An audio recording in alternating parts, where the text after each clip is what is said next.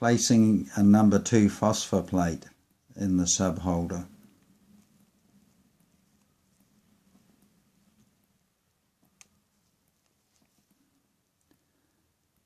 Removing the phosphor plate from the sub 40 holder.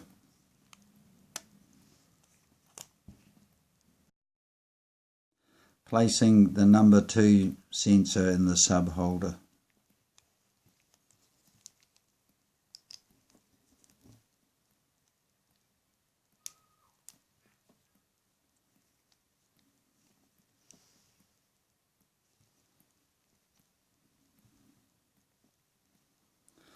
Removing the number 2 sensor.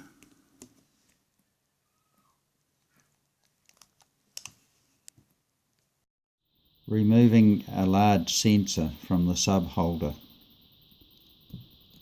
Just unhook it, bring it over and take the sensor out.